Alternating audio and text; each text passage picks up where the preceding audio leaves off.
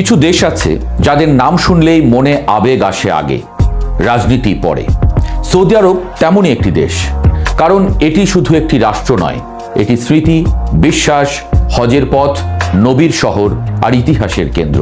পৃথিবীর কোটি কোটি মুসলমানের হৃদয়ে মক্কা মদিনার জন্য যে শ্রদ্ধা, তা কোনো রাজনৈতিক মানচিত্র দিয়ে মাপা যায় না। কিন্তু আন্তর্জাতিক রাজনীতি আর ক্ষমতা বড় নির্মম জিনিস। সেখানে আবেগের দাম কম, নিরাপত্তার দাম বেশি। আজকের মধ্যপ্রাচ্যের অদ্ভুত দৃশ্যটি ঠিক এখানেই। বিশ্বের বহু মুসলমান যেখানে ইরানকে পশ্চিমা শক্তির বিরুদ্ধে প্রতিরোধের প্রতীক হিসেবে দেখছে, সেখানে মুসলিম বিশ্বের সবচেয়ে প্রভাবশালী রাষ্ট্র সৌদি আরব এখনো আমেরিকার নিরাপত্তা ছাতার নিচে দাঁড়িয়ে আছে। কেন? এই প্রশ্নের উত্তর খুঁজতে হলে আমাদের ধর্মীয় আবেগ থেকে বের হয়ে ক্ষমতার অঙ্কে ঢুকতে হবে। মধ্যপ্রাচ্যের রাজনীতি বুঝতে গেলে কখনো কখনো মনে হয় কোনো রগরগে থ্রিলার উপন্যাস পড়ছি, যেখানে নায়ক খলনায়ক বারবার জায়গা বদলায়, বন্ধু হঠাৎ শত্রু হয়ে যায়, আর শত্রুই আবার হয়ে ওঠে প্রয়োজনের সবচেয়ে বড় আশ্রয়। আপনি যদি একেবারে সাধারণ একজন মানুষ হিসেবে ভাবেন, তাহলে প্রশ্নটা খুব সহজ। যেখানে মুসলিম দেশগুলোতে একের পর এক যুদ্ধ, যেখানে ইসরায়েলের সঙ্গে সংঘাত, যেখানে আমেরিকার সামরিক উপস্থিতি নিয়ে ক্ষোভ, সেখানে সৌদি আরব কেন আমেরিকার কাছাকাছি? এই প্রশ্নের উত্তর খুঁজতে গেলে আমাদের ঢুকতে হবে রাজনীতির ভেতরের ঘরে, যেখানে আবেগ নয়, স্বীয় স্বার্থই শেষ কথা। ধরুন আপনি একটা বড় বাড়ির মালিক, আপনি সম্পদে পরিপূর্ণ, কিন্তু চারপাশে শত্রু। এখন আপনি কি করবেন? নিজে শক্তিশালী হবেন, নাকি কোনো বড় শক্তির ছায়ায় থাকবেন? সৌদি আরব ঠিক এই দ্বিতীয় পথটাই বেছে নিয়েছে বহু বছর আগে। বিশেষ করে মোহাম্মদ বিন সালমান, যাকে সংক্ষেপে MBS বলা হয়, তার সময়ে এই কৌশল আরও স্পষ্ট হয়ে উঠেছে। তিনি একদিকে দেশকে আধুনিক করতে চান, অন্যদিকে নিজের ক্ষমতা অটুট রাখতে চান।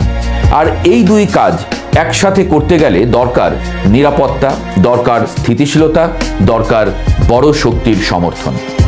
এখানেই এসে যায় আমেরিকার নাম।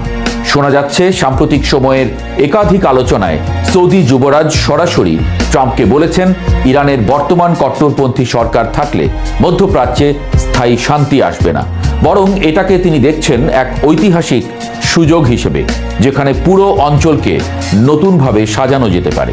কিন্তু এই কথাটা শুনে অনেকেই অবাক হন, কারণ প্রকাশ্যে সৌদি আরব সবসময় বলে তারা শান্তি চায়, যুদ্ধ নয়। এখানেই রাজনীতির আসল খেলা। রাজনীতিতে একটা কথা আছে, যা বলা হয় তাই সত্য নয়, আর যা সত্য তা সব সময় বলা হয় না। সৌদি আরবের প্রকাশ্য অবস্থান একরকম, আমরা শান্তি চাই, কিন্তু পর্দার আড়ালে তারা ভয় পায় অন্য কিছুকে। সেই ভয়টার নাম ইরান। কারণ ইরান শুধু একটি দেশ নয়, এটি একটি আদর্শ, একটি প্রভাব বলয়, যা লেবানন থেকে ইয়েমেন পর্যন্ত ছড়িয়ে আছে। এই প্রভাব যদি আরো বাড়ে, তাহলে উপসাগরীয় রাজতন্ত্রগুলোর জন্য সেটা হয়ে উঠতে পারে অস্তিত্বের হুমকি।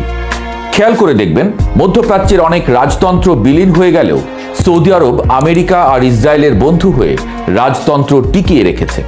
এমনকি আরব বসন্তের প্রভাব তাদের ছুঁতে পারেনি পর্যন্ত। ক্ষমতার স্থায়িত্ব, এই জায়গা থেকেই তারা চায় আমেরিকা ইরানের উপরে চাপ বজায় রাখুক, প্রয়োজনে সামরিকভাবেও। সৌদি আরব কি সরাসরি আমেরিকাকে টাকা দিয়ে যুদ্ধ করাচ্ছে? কিন্তু বাস্তবতা একটু ভিন্ন। এখন প্রশ্ন, এমন কোনো প্রমাণ নেই যে সৌদি সরাসরি যুদ্ধের জন্য অর্থ দিচ্ছে। তবে হ্যাঁ, একটা বিষয় সত্য, আমেরিকার নীতি, বিশেষ করে ট্রাম্পের সময়ে, ছিল খুব পরিষ্কার। যাদের আমরা রক্ষা করব, তাদের খরচও বহন করতে হবে। এই নীতির ফলে সৌদি আরব বিশাল অঙ্কের অস্ত্র চুক্তি করেছে, নিরাপত্তা সহযোগিতা বাড়িয়েছে। কিন্তু এটাকে সরাসরি যুদ্ধের জন্য অর্থ দেওয়া বলা যায় না, আবার অস্বীকার করাও যায় না। এবার আসি আরেকটা জটিল জায়গায়। ইসরায়েল এবং সৌদি আরব দুটি দেশ যাদের মধ্যে একসময় প্রকাশ্য শত্রুতা ছিল। 1967 সালে 4 বার আরব ইসরায়েল যুদ্ধ সংগঠিত হয়েছিল। এখন তারা একই দিকে তাকিয়ে আছে। বেঞ্জামিন নেতানিয়াহু বহুদিন ধরেই ইরানকে সবচেয়ে বড় হুমকি হিসেবে দেখে। তবে তার উদ্দেশ্য আর সৌদির কৌশল এক নয়। ইসরায়েল মনে করে একটি দুর্বল বা ভেঙে পড়া ইরান তাদের জন্য সুবিধাজনক হতে পারে, কিন্তু সৌদি আরব একটু ভিন্নভাবে ভাবে।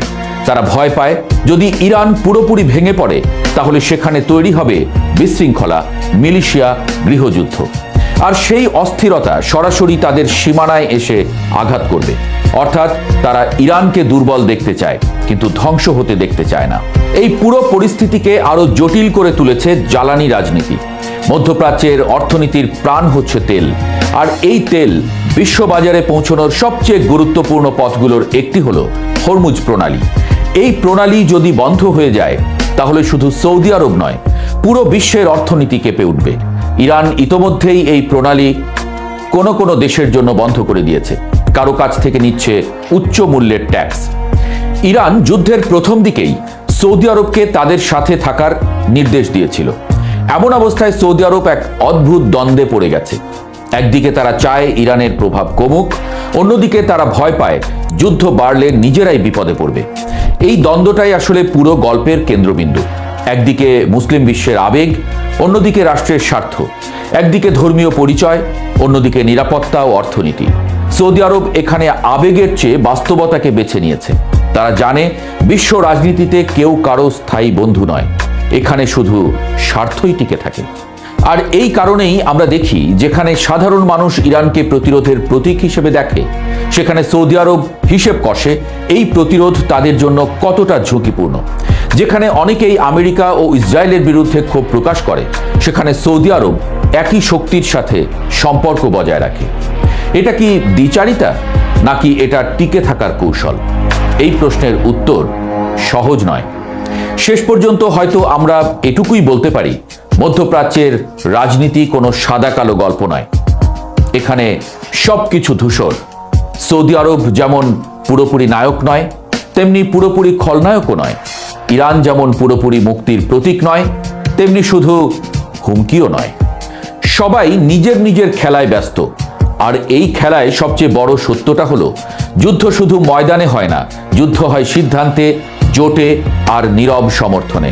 আপনি যেটা দেখছেন সেটা হয়তো গল্পের অর্ধেক, আর বাকি অর্ধেক লুকিয়ে আছে বন্ধ দরজার ভেতরে, যেখানে ইতিহাস লেখা হয় অদৃশ্য কালি দিয়ে, যা খুব কম মানুষই পড়তে পারে।